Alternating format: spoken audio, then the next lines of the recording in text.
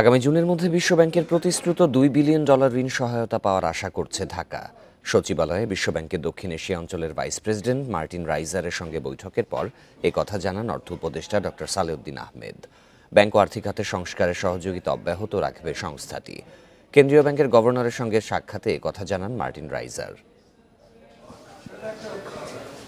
2 দিনের সফরে ঢাকায় বিশ্বব্যাংকের দক্ষিণ এশীয় অঞ্চলের ভাইস প্রেসিডেন্ট মার্টিন রাইজার। বৃহস্পতিবার সচিবালয়ে অন্তর্বর্তী সরকারের অর্থ উপদেষ্টা সালেউদ্দিন আহমেদের সঙ্গে সাক্ষাৎ করেন তিনি। আগামী জুন নাগাদ বিশ্বব্যাংকের প্রতিশ্রুত ঋণ সহায়তার আশ্বাস দেন।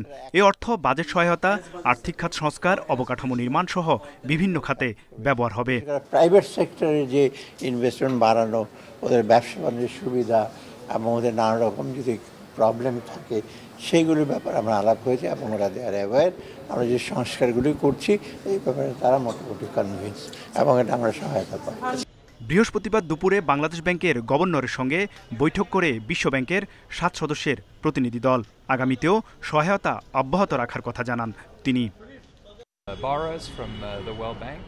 বাংলাদেশের সাথে আমাদের সব ধরনের সহযোগিতা অব্যাহত থাকবে। বাংলাদেশের ব্যাংক খাত ও আর্থিক খাত সংস্কারে কারিগরি সহায়তা দেওয়ার কথাও আমরা বলেছি। আশা করি এতে বাংলাদেশের মানুষের মধ্যে আস্থা আরও বাড়বে। তিনি বলেন, ঢাকা এখন গুরুত্বপূর্ণ সময় পার করছে। এক্ষেত্রে সব ধরনের সমর্থন দেবে বিশ্বব্যাংক। তৌহিদ রানা, ইন্ডিপেন্ডেন্ট নিউজ, ঢাকা।